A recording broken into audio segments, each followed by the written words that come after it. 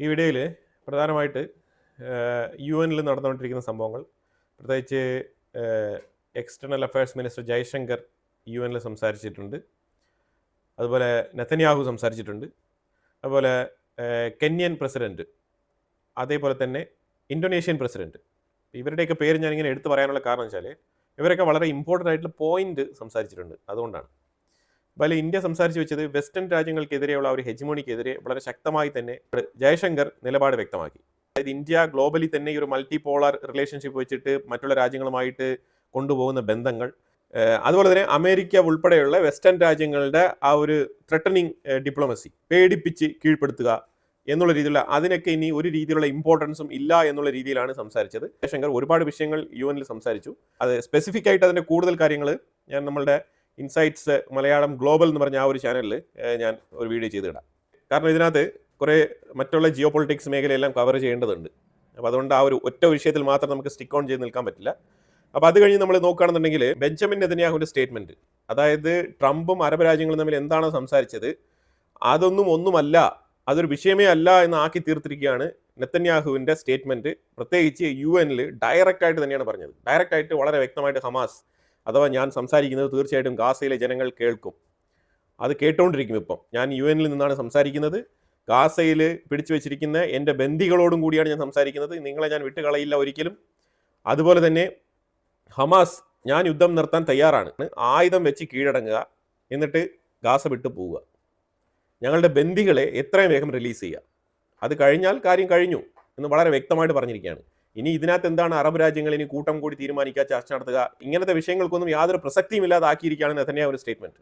Ladies and gentlemen, thanks to special efforts by Israeli intelligence, my words are now also being carried. They're streamed live to the cell phones of Gazans. So to the remaining Hamas leaders and to the jailers of our hostages, I now say, lay down your arms. Let my people go. Free the hostages, all of them, the whole 48. Free the hostages now.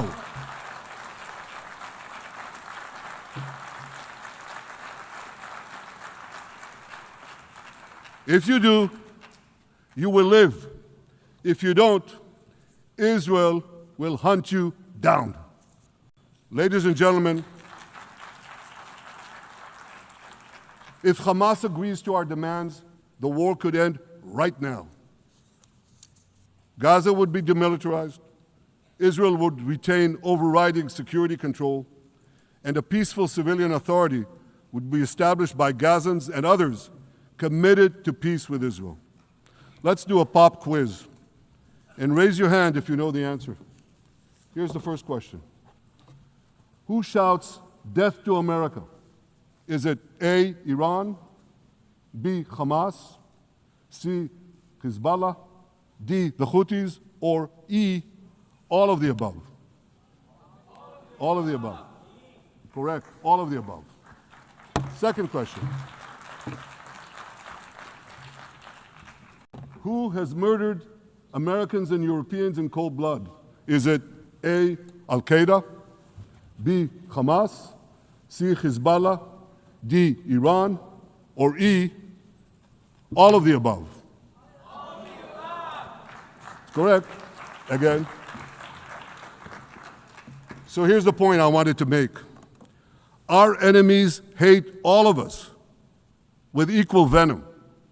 They want to drag the modern world back to the past, to a dark age of violence, fanaticism, and terror. ഇതിനകത്ത് ഇന്തോനേഷ്യയുടെ കാര്യം ഞാൻ എടുത്ത് പറയാനുള്ളതെന്ന് വെച്ചാൽ, Indonesia പ്രബോ Subianto വളരെ വ്യക്തമായിട്ടുള്ള കാര്യങ്ങളാണ്. അതായത് ഇസ്രായേൽ എന്ന് പറഞ്ഞൊരു സ്റ്റേറ്റിനെ അംഗീകരിക്കാതെ അറബ് രാജ്യത്ത്, മിഡിൽ ഈസ്റ്റിൽ ഒരു സമാധാനം, ഒരു പെർമനൻ്റ് ആയിട്ടുള്ള ഒരു സമാധാനം ഒട്ടും സാധ്യമല്ല എന്നാണ് പറഞ്ഞിരിക്കുന്നത്. അതായത് ഇന്തോനേഷ്യ മോസ്റ്റ് ഇസ്ലാമിക് പോപ്പുലേറ്റഡ് കൺട്രിയാണ്.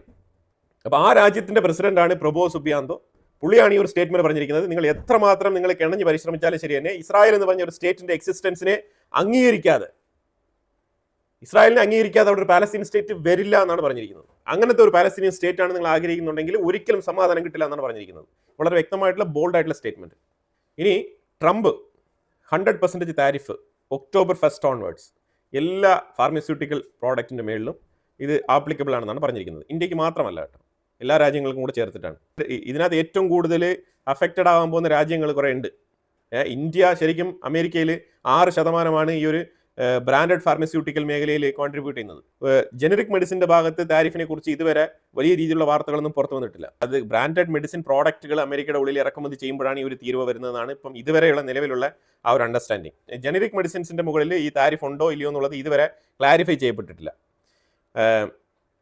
അതായത് ജനറിക് മെഡിസിൻസ് ഇപ്പം ഇന്ത്യയിൽ മാസ് പ്രൊഡക്ഷൻ നടത്തിയിട്ട് പല അമേരിക്കൻ കമ്പനികൾക്കും അയച്ചു കൊടുക്കുന്നുണ്ട്. ആ അമേരിക്കൻ കമ്പനികൾ അത് മേടിച്ചിട്ട് റീപാക്ക് ചെയ്ത് അവരുടെ അമേരിക്കൻ ബ്രാൻഡിലാണ് ആ മെഡിസിൻസ് ഒക്കെ പോകുന്നത്. അപ്പോൾ ആ മെഡിസിൻസിൻ്റെ കാര്യത്തിൽ എന്തെങ്കിലുമൊക്കെ റിഡക്ഷൻസ് ഉണ്ടോ, അത് അമേരിക്കയ്ക്കുള്ളിൽ പ്രവർത്തിക്കുന്ന കമ്പനികൾ തീർച്ചയായിട്ടും ട്രംപിനെ അപ്രോച്ച് ചെയ്യും. എങ്ങനെയാണോ ആപ്പിൾ ഒരു കൺസിഡറേഷൻ മേടിച്ചിരിക്കുന്നത്, എങ്ങനെയാണോ അമേരിക്കയുടെ ഉള്ളിലുള്ള കമ്പനികൾ ട്രംപുമായിട്ട് സംസാരിച്ചിട്ട് താരിഫ് ഇല്ലാതെ തന്നെ കുറേ സാധനങ്ങൾ അമേരിക്കയുടെ ഉള്ളിലേക്ക് പോകുന്നുണ്ട്. ആ കാറ്റഗറിയിലേക്ക് ജനറിക് മെഡിസിൻസ് പോകാനുള്ള സാധ്യത ഏറ്റവും കൂടുതലുണ്ട്. ഇതിനകത്ത് ഏറ്റവും കൂടുതൽ ഇമ്പാക്റ്റ് ഉണ്ടാകാൻ പോകുന്ന ഒരു രാജ്യം എന്ന് പറഞ്ഞാൽ അയർലാൻഡാണ്. അയർലാൻഡ് അമേരിക്കയുടെ ഉള്ളിൽ 28% ആണ് അവരുടെ ഫാർമസ്യൂട്ടിക്കൽ കോൺട്രിബ്യൂഷൻ. അത് കഴിഞ്ഞാൽ സ്വിറ്റ്സർലാൻഡ് 8%, ജർമ്മനി 8%, ഇന്ത്യ 6% ആണ്. ഇന്ത്യയുടെ 6% എന്ന് പറയുന്നത് തന്നെ ഇന്ത്യക്കുള്ളിൽ ഓൾറെഡി തന്നെ ട്രംപിന്റെ താരിഫ് കൊണ്ട് 14% നമ്മളുടെ US-ഉമായിട്ടുള്ള ഒരു മരുന്ന് കയറ്റുമതി കുറഞ്ഞിരിക്കുകയാണ്. ഇന്ത്യയിൽ നിന്നും കയറ്റുമതി ചെയ്യുന്ന ഫാർമസ്യൂട്ടിക്കൽ പ്രോഡക്ട്സിന് ഇതുവരെ താരിഫ് ഒന്നും തന്നെ ഇല്ല. എന്നിട്ടും കൂടി അമേരിക്കയും ഇന്ത്യക്കും ഇടയിൽ നടക്കുന്ന ഈ ഒരു താരിഫ് പ്രശ്നത്തിൽ പെട്ടുകിടക്കുകയാണ്. അമേരിക്കയുമായിട്ടുള്ള കച്ചവടത്തിൽ താരതമ്യേന നല്ല രീതിയിലുള്ള കുറവ് വന്നിട്ടുണ്ട്. പക്ഷേ നമ്മൾ വേറെ മേഖലയിലേക്ക് ഇത് കയറ്റുമതി ചെയ്തുകൊണ്ടിരിക്കുകയാണ്. അങ്ങനെയാണ് ഇന്ത്യയുടെ കയറ്റുമതി ഓഗസ്റ്റിൽ ഉയർന്ന തോതിലായത്. ഇന്ത്യ മറ്റുള്ള രാജ്യങ്ങളിലേക്ക് കയറ്റുമതി കൂടുതൽ പുതിയ ഏരിയകളിലേക്ക് ഇന്ത്യയുടെ എക്സ്പോർട്ട് വൈഡനിങ് ചെയ്യാണ്. റഷ്യക്കുള്ളിലെ ഈ ഫാർമസ്യൂട്ടിക്കൽ ഇൻഡസ്ട്രി ഏതാണ്ട് $40 ബില്യൺ വർത്ത് വരുന്ന ഇൻഡസ്ട്രിയാണ് റഷ്യൻ ഫാർമസ്യൂട്ടിക്കൽ ഇൻഡസ്ട്രി. റഷ്യ പൂർണ്ണമായിട്ട് നമുക്ക് ഫാർമസ്യൂട്ടിക്കൽ മേഖലയിൽ ഒരു ഓപ്പണിംഗ് തന്നിട്ടുണ്ട്. ഈ താരിഫ് ഇങ്ങനെ കൂട്ടുക കുറയ്ക്കുക, ഇങ്ങനെ ഇടയ്ക്കിടയ്ക്ക് കൊണ്ടുവരിക, ഇതെല്ലാം തന്നെ നമുക്ക് പല അനലിസ്റ്റുകളും പറയുന്നത് ഇത് ട്രംപിന്റെ കൂട്ടാളികളുടെയും സ്റ്റോക്ക് മാർക്കറ്റിനെ ഒന്ന് തകിടം മറിക്കാനും അങ്ങനെ മുൻനിരയിൽ റൺ ചെയ്ത് പൊയ്ക്കൊണ്ടിരിക്കുന്ന കമ്പനികളെ ടാർഗറ്റ് ചെയ്ത് അതിന്റെ സ്റ്റോക്കുകൾ വാങ്ങിക്കാനും നടത്തുന്ന ചില തരികിട പരിപാടികളാണോ എന്ന് പലരും ഇപ്പോൾ ഡൗട്ട് രേഖപ്പെടുത്തുന്നുണ്ട്. കാരണം എന്താണെന്ന് വെച്ചാൽ ഈ താരിഫ് ഒറ്റയടിക്ക് പുള്ളിക്കാരൻ ഇടുന്നില്ല. പല ഘട്ടങ്ങളായിട്ട് പല കമ്പനികളെ ടാർഗറ്റ് ചെയ്യുന്നത് പോലെയുള്ള താരിഫുകൾ പല മാസങ്ങളിലായിട്ട് ഇൻട്രൊഡ്യൂസ് ചെയ്യുന്നതായിട്ടാണ് മനസ്സിലാക്കാൻ പറ്റുന്നത്. പ്രത്യേകിച്ച് ഇതുമായിട്ട് ബന്ധപ്പെട്ട ഒരു അന്വേഷണം അമേരിക്കയുടെ ഉള്ളിൽ നടത്തേണ്ടതിരിക്കുന്നു. നാസ്ഡാക്കുമായിട്ട് ബന്ധപ്പെട്ട്, സ്റ്റോക്ക് എക്സ്ചേഞ്ചുകളുമായിട്ട് ബന്ധപ്പെട്ട്, പ്രത്യേകിച്ച് ഈ ട്രംപിനെ ചുറ്റിപ്പറ്റിയിരിക്കുന്ന ട്രംപിന്റെ കുടുംബക്കാർ, ട്രംപിന്റെ അഡ്മിനിസ്ട്രേഷനിലുള്ള ആൾക്കാരുടെ കുടുംബക്കാർ, ഇവരൊക്കെ എവിടെയൊക്കെ ബിനാമികൾ വെച്ച് ഏത് രീതിയിലൊക്കെ സ്റ്റോക്ക് പർച്ചേസ് ചെയ്യുന്നു എന്നുള്ളത് വളരെയധികം കൃത്യമായിട്ട് മോണിറ്റർ ചെയ്ത് ഇതിനു വേണ്ടിയിട്ട് തന്നെ ഒരു ടീമിനെ വെച്ച് അന്വേഷിച്ച് കഴിഞ്ഞാൽ ഇതിന്റെ ഗുട്ടൻസ് ഒക്കെ വെളിയിൽ വരും. ഇതൊക്കെ 100% താരിഫ് എന്ന് പറയുമ്പോഴത്തേക്കും ഇപ്പോൾ ചില മരുന്നുകളൊക്കെ ഡോക്ടേഴ്സ് കുറിച്ച് കൊടുത്തു കഴിഞ്ഞാൽ ഇപ്പോൾ 30 ദിവസം, 60 ദിവസം, 90 ദിവസം ഒക്കെ എടുക്കുന്ന മെഡിസിൻസ് ഉണ്ട്. ലൈഫ് സ്റ്റൈൽ ഡിസീസ് ഏറ്റവും കൂടുതൽ അമേരിക്കയിലുണ്ട്. അപ്പോൾ അങ്ങനെ ലൈഫ് സ്റ്റൈൽ ഡിസീസ് ഉള്ള ആൾക്കാർ, വാർദ്ധക്യം മൂലമുള്ള അസുഖമുള്ള ആൾക്കാർ, ഇങ്ങനെയൊക്കെ ഇൻഷുറൻസിൽ ട്രീറ്റ്മെന്റ് എടുക്കുന്ന ആൾക്കാർക്കൊക്കെ ചില മെഡിസിനുകളൊക്കെ പ്രിസ്ക്രൈബ് ചെയ്ത് കഴിഞ്ഞാൽ അത് മസ്റ്റായിട്ട് അവർ മേടിച്ച് കഴിച്ചേ പറ്റൂ. അപ്പോൾ അതുകൊണ്ട് തന്നെ ഡിമെൻഷ്യ പോലത്തെ അസുഖങ്ങളൊക്കെ ഇങ്ങനത്തെ വെസ്റ്റേൺ രാജ്യങ്ങളിലൊക്കെ ഏറ്റവും കൂടുതലുള്ളതാണ്. അപ്പോൾ അങ്ങനത്തെ മെഡിസിൻസ് ഏത് രാജ്യത്തിൽ നിന്നും അമേരിക്ക ഇമ്പോർട്ട് ചെയ്യുന്നെങ്കിലും അത് കണ്ടിന്യൂസ് ആയിട്ട് ഇമ്പോർട്ട് ചെയ്യേണ്ട സാഹചര്യത്തിലേക്ക് തന്നെയാണ് അമേരിക്ക ഉള്ളത്. മറ്റുള്ള പലചരക്ക് സാധനങ്ങളെ പോലെ മാറ്റി നിർത്താൻ പറ്റുന്ന ഒരു സംഗതിയല്ല. അപ്പോൾ അതുകൊണ്ട് ഇത് ഏറ്റവും കൂടുതൽ അമേരിക്കൻ ജനങ്ങളെ ബാധിക്കുന്ന ഒരു വിഷയമാണ്. പ്രത്യേകിച്ച് ഡബിൾ ദ പ്രൈസ്, അതായത് $100 മുടക്കി മേടിച്ചുകൊണ്ടിരിക്കുന്ന മരുന്നിന് $200 കൊടുക്കേണ്ട സാഹചര്യം. ഇത് ആരാണ് കൊടുക്കുന്നത്? അമേരിക്കൻ സിറ്റിസൺസ് ആണ് കൊടുക്കുന്നത്. ശരിക്കും ഈ ഫാർമസ്യൂട്ടിക്കൽ താരിഫ് എന്ന് പറയുന്നത് ട്രംപിന് വലിയ രീതിയിലുള്ള തിരിച്ചടി ഉണ്ടാക്കും. അമേരിക്കയുടെ ഉള്ളിൽ ഈ താരിഫ് പ്രഖ്യാപനം നടത്തിയതിനേക്കാളും ഏറ്റവും വലിയ ദുരന്തമായിട്ട് മാറും എന്നാണ് മനസ്സിലാക്കാൻ പറ്റുന്നത്. ഖജനാവിൽ എത്രത്തോളം ഫണ്ട് വരുന്നു എന്നുള്ളതിലുപരിയായിട്ട് ഇന്ത്യൻ ഫാർമസ്യൂട്ടിക്കൽ കമ്പനീസിന്റെയൊക്കെ സ്റ്റോക്ക് ഇച്ചിരി ഇടിഞ്ഞിട്ടുണ്ട്. പക്ഷെ അത് വൈകാതെ തന്നെ നേരെയാവും.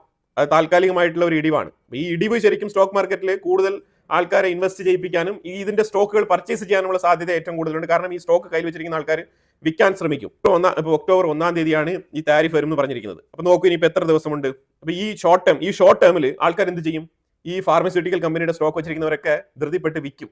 ഇപ്പോൾ ഇന്നത്തെ മാർക്കറ്റ് വിലയ്ക്ക് തന്നെ വിറ്റ് കളയാമെന്ന് പറഞ്ഞിട്ട് തുരുതുരാങ്ങ് വിൽക്കാൻ തുടങ്ങും. ഇത് ഒരു കമ്പനിയാണ്, ഞാൻ ഇന്ത്യൻ കമ്പനികളെ മാത്രമല്ല പറയുന്നത്. ആഗോളതലത്തിൽ തന്നെ ഭീമന്മാരായിട്ടുള്ള ഫാർമസ്യൂട്ടിക്കൽ കമ്പനിയുടെ സ്റ്റോക്കുകൾ ഈ ട്രംപിന്റെ അഡ്മിനിസ്ട്രേഷനിലോ അല്ലെങ്കിൽ ട്രംപിന്റെ കുടുംബത്തിൽപ്പെട്ട ആൾക്കാർ ഇവരൊക്കെ ഇത് മേടിച്ച് കൂട്ടുന്നില്ല എന്ന് ആർക്കറിയാം? ഇവർ ഇത് മേടിച്ച് കൂട്ടുന്നില്ല എന്നുള്ളത്. അതായത് ഇതിനകത്ത് സ്റ്റോക്ക് മാർക്കറ്റിന്റെ കളി തീർച്ചയായിട്ടും ട്രംപിന്റെ ടീമുകളും കളിക്കുന്നു എന്ന് തന്നെയാണ് പ്രധാനപ്പെട്ട അനലിസ്റ്റുകളൊക്കെ ഇങ്ങനെ തന്നെയാണ് വിലയിരുത്തുന്നത്. അതുകൊണ്ടാണ് പുള്ളിക്കാരൻ ഓരോ മാസം ഓരോ രീതിയിലുള്ള താരിഫുകൾ കൊണ്ടുവരുന്നത്. അത് ആ പർട്ടിക്കുലർ സെക്ഷനിലുള്ള കമ്പനികളെ ഒന്ന് താഴ്ത്തുക, എന്നിട്ട് അതിന്റെ സ്റ്റോക്ക് പർച്ചേസ് ചെയ്യുക, പിന്നീട് താരിഫ് ലിഫ്റ്റ് ചെയ്യുക. ഇതിങ്ങനെ ചെയ്ത് കൊണ്ടുവരിക. മെജോറിറ്റി സ്റ്റോക്കുകൾ ഇവരുമായിട്ട് ബന്ധപ്പെട്ട ആൾക്കാരുടെ കയ്യിൽ വന്നു കഴിഞ്ഞാൽ ഇവർ ഉദ്ദേശിക്കുന്ന ആൾക്കാരുടെ കയ്യിൽ വന്നു കഴിഞ്ഞാൽ പിന്നെ ഇതിനെ സ്റ്റെബിലൈസ് ചെയ്യാമല്ലോ. അതാണ് ഇപ്പോൾ നടന്നുകൊണ്ടിരിക്കുന്നത്. അമേരിക്കയെ നന്നാക്കാൻ വേണ്ടിയിട്ടുള്ള ഒരു പ്രസിഡന്റ് ആണെന്നുണ്ടെങ്കിൽ മരുന്നിന്റെ മേളിൽ വില കൂട്ടാനുള്ള സാധ്യത ഒരിക്കലും ചെയ്യില്ല. ഈ മെഡിസിൻ എന്ന് പറഞ്ഞ ഈ ഒരു സാധനത്തിന്റെ മേളിൽ ഈ രീതിയിൽ പ്രൈസ് ഡബിൾ ചെയ്യുന്ന രീതിയിലുള്ള താരിഫ് കൊണ്ടുവരുന്നെങ്കിൽ അതിലൊക്കെ എന്തൊക്കെയോ ദുരുദ്ദേശങ്ങൾ ഉണ്ട് എന്ന് തന്നെയാണ് മനസ്സിലാക്കേണ്ടത്. അല്ലാതെ എല്ലാവരും പറയുന്ന കണക്ക് കണ്ണും പൂട്ടി അമേരിക്കയെ വാഴ്ത്തി പാടിക്കൊണ്ട് തൊണ്ട തൊടാതെ വിഴുങ്ങാനൊന്നും പറ്റില്ല. കാരണം ആ രീതിയിലുള്ള മണ്ടത്തരങ്ങളാണ് കാണിച്ചുകൊണ്ടിരിക്കുന്നത്. ഇനിയിപ്പോൾ നമ്മൾ 2 ദിവസത്തിന് മുമ്പ് ഈ ലേ ലഡാക്കുമായിട്ട് ബന്ധപ്പെട്ട് സോനം വാങ്ചുക് എന്ന് പറഞ്ഞിട്ട് ഒരു സോഷ്യലിസ്റ്റിനെ കുറിച്ചിട്ട് ഞാനൊരു വാർത്ത പറഞ്ഞിട്ടുണ്ടായിരുന്നു. അപ്പോൾ അതിൽ നമ്മൾ ഓൾറെഡി തന്നെ പറഞ്ഞിട്ടുണ്ട് ഇയാൾക്ക് പാകിസ്ഥാനുമായിട്ട് ബംഗ്ലാദേശുമായിട്ട് ബന്ധമുണ്ടായിരുന്നു എന്നുള്ളതിൻ്റെ ഒരു വാർത്ത ഞാൻ പറഞ്ഞിട്ടുണ്ടായിരുന്നു. ഇപ്പോഴാണ് ഇയാളുടെ അക്കൗണ്ടിലേക്ക്, അതായത് ഇയാളുടെ ഫോറിൻ ഫണ്ട് റിസീവ് ചെയ്യുന്ന ഒരു അക്കൗണ്ട്, അതായത് ഇന്ത്യക്കുള്ളിൽ 2020 മുമ്പ് ഏത് അക്കൗണ്ടിലേക്കും നിങ്ങൾക്ക് ഫോറിൻ ഫണ്ട് റിസീവ് ചെയ്യാം. പക്ഷേ ഇതുപോലത്തെ ചാരിറ്റിയുമായിട്ട് ബന്ധപ്പെട്ട് NGOയുമായിട്ടൊക്കെ ബന്ധപ്പെട്ട് ഫോറിൻ ഫണ്ടുകൾ റിസീവ് ചെയ്യണം എന്നുണ്ടെങ്കിൽ ഇപ്പം ഡൽഹിയിലുള്ള ഒരു ഒറ്റ ബാങ്കിൽ മാത്രമേ റിസീവ് ചെയ്യാൻ പറ്റൂ. ഒരു ഒറ്റ SBI ബ്രാഞ്ചിൽ മാത്രമേ റിസീവ് ചെയ്യാൻ പറ്റൂ ഇന്ത്യക്കുള്ളിൽ ആകെ കൂടി. മറ്റുള്ള എവിടെയും ഓപ്പൺ ചെയ്യാൻ പറ്റില്ല. ഇങ്ങനത്തെ NGO ഫണ്ട് റിസീവ് ചെയ്യണം എന്നുണ്ടെങ്കിൽ ഡൽഹിയിലുള്ള ആ പർട്ടിക്കുലർ സ്പെസിഫിക് ബാങ്കിൽ നിങ്ങൾക്ക് ഒരു സെപ്പറേറ്റ് അക്കൗണ്ട് എടുക്കണം, FCRE അക്കൗണ്ട് എന്ന് പറഞ്ഞിട്ട്. അപ്പോൾ ഈ ഇങ്ങനെ ഒരു FCRE അക്കൗണ്ട്, ഈ ഫോറിൻ കറൻസി അക്കൗണ്ട് എടുത്തിരിക്കുന്നത്, ഈ വാങ്ചുക് എടുത്തിരിക്കുന്നതും ഡൽഹിയിൽ തന്നെയാണ്. അപ്പോൾ ഈ അക്കൗണ്ട് പരിശോധിച്ചപ്പോൾ ഇപ്പോൾ അയാൾക്ക് പാകിസ്ഥാനിൽ നിന്നും ബംഗ്ലാദേശിൽ നിന്നും ഫണ്ട് വന്നിട്ടുള്ളതായിട്ട് കണ്ടെത്തിയിട്ടുണ്ട്. അതിനെ തുടർന്ന് ഇപ്പോൾ CBI ഈ കേസ് ഇപ്പോൾ ഏറ്റെടുത്ത് ഇപ്പോൾ അന്വേഷണം തുടങ്ങിയിരിക്കുകയാണ്. ഇന്നാണ് CBI ആ കേസ് ഏറ്റെടുക്കുന്നത്. ഒന്ന് ആലോചിച്ച് നോക്കൂ. നമ്മൾ 3 ദിവസത്തിന് മുമ്പേ ഈ വാർത്ത റിപ്പോർട്ട് ചെയ്തിട്ടുണ്ട്. അപ്പോൾ അതായത് എത്ര ലേറ്റ് ആയിട്ടാണ് ചെയ്യുന്നത്. പലരും പറയുന്നുണ്ട് ഇതൊക്കെ ഗവൺമെന്റ് അറിഞ്ഞുകൊണ്ട് തന്നെയാണ് ഈ കാര്യങ്ങളൊക്കെ ചെയ്യുന്നത്. അറിഞ്ഞോ അറിഞ്ഞില്ലയോ എന്നുള്ളത് ഇവിടെ വിഷയമേ അല്ല. ഇവിടെ സിറ്റിസൺസിന്റെ ലൈഫ്, അതാണ് പ്രശ്നം. ജീവൻ നഷ്ടപ്പെടുത്തിക്കൊണ്ടുള്ള ഒരു അവയർനെസ്സോട് കൂടി തന്നെയാണ് ഇതൊക്കെ ചെയ്യുന്നതെന്ന് പറഞ്ഞു കഴിഞ്ഞാൽ അത് ഒട്ടും യോജിക്കാൻ പറ്റുന്ന പരിപാടിയല്ല. അപ്പോൾ എന്തായാലും ഗവൺമെന്റ് ഒരുപാട് ലേറ്റ് ആയിട്ടാണ് ഇതിനകത്തൊക്കെ വിജിലന്റ് ആയിട്ട് ഇപ്പം പ്രവർത്തിച്ചുകൊണ്ടിരിക്കുന്നത്. ലേറ്റ് ആയിട്ടുള്ളത്, ഒരുപാട് ലേറ്റ് ആയിട്ടാണ് ഇപ്പോൾ ഈ പ്രവർത്തികളൊക്കെ നടക്കുന്നത്.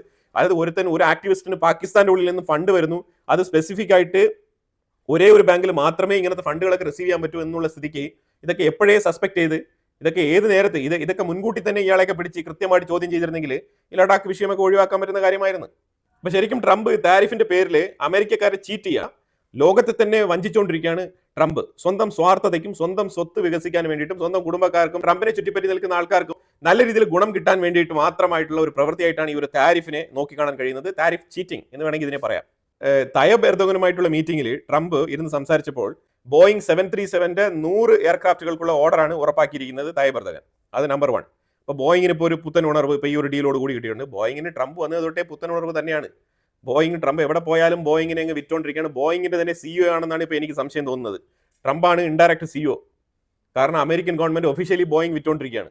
അപ്പോൾ എർദോഗനെതിരെ 2-3 സ്റ്റേറ്റ്മെന്റുകൾ ട്രംപ് പുള്ളിക്കാരനെ ചൂണ്ടിക്കാണിച്ചു. അതായത് ഇലക്ഷൻ അട്ടിമറിച്ചുകൊണ്ടുള്ള വിജയം, വെറും 4% വോട്ടിന്റെ പേരിലാണ് പുള്ളിക്കാരൻ വിജയിച്ചിരിക്കുന്നത്. പലതവണയായിട്ട് ഇലക്ഷൻ അട്ടിമറിച്ചാണ് പുള്ളിക്കാരൻ കസേരയിൽ വന്നിരിക്കുന്നത് എന്നുള്ളതൊക്കെ കുത്തി പറഞ്ഞിട്ടുണ്ടായിരുന്നു. അതിലുപരിയായിട്ട് സിറിയയുടെ കുറച്ച് സ്ഥലങ്ങൾ തുർക്കി അനധികൃതമായിട്ട് കയ്യേറി വെച്ചിട്ടുണ്ടെന്നും കൂടി പറയുന്നുണ്ട്. പക്ഷേ എന്തൊക്കെ പ്രൊവോക്കേറ്റീവ് സ്റ്റേറ്റ്മെന്റ് പറഞ്ഞാലും തയ്യബ് എർദോഗൻ ട്രംപിന്റെ മുന്നിൽ ആ ഒരു മെച്യൂരിറ്റി കാണിച്ചു. പുള്ളിക്കാരൻ ആ വിഷയങ്ങളൊന്നും വലിയ രീതിയിൽ ഫോക്കസ് ആയിട്ട് എടുത്ത് സംസാരിച്ചില്ല, അതിന് മറുപടി കൊടുക്കാനും തുനിഞ്ഞില്ല. അതിന് പകരം വേറെ കാര്യങ്ങളൊക്കെ പറഞ്ഞ് ഇസ്രായേൽ ഗാസ വിഷയം എടുത്തിട്ടു, ഒരിക്കലും വെസ്റ്റ് ബാങ്ക് അനക്സേഷൻ സമ്മതിക്കില്ല എന്നുള്ള സ്റ്റേറ്റ്മെന്റുകളൊക്കെ പറഞ്ഞ് അങ്ങനെ തടി തപ്പി ഒഴിവായി പോവുകയാണ് ചെയ്തത്. ഇനിയിപ്പോൾ ഈ ഡീല് തന്നെ നടക്കുമോ എന്നുള്ളതൊക്കെ ഇനി കണ്ടറിയണം. ഇതൊക്കെ ഈ ഒരു സമയത്ത് മാത്രം നടക്കുന്ന പ്രഹസനങ്ങളാണോ എന്ന് വരെ നമ്മൾ സംശയിക്കേണ്ടതുണ്ട്. എല്ലാം പറഞ്ഞിട്ട് അവസാനം ഹീസ് മൈ ഗുഡ് ഫ്രണ്ട് എന്നും കൂടി പറയുന്നുണ്ട്. ഫ്രണ്ട് എന്നുള്ളത് ട്രംപിന്റെ ഒരു ടാക്ടിക്കൽ യൂസേജ് ടെർമിനോളജിയാണ്.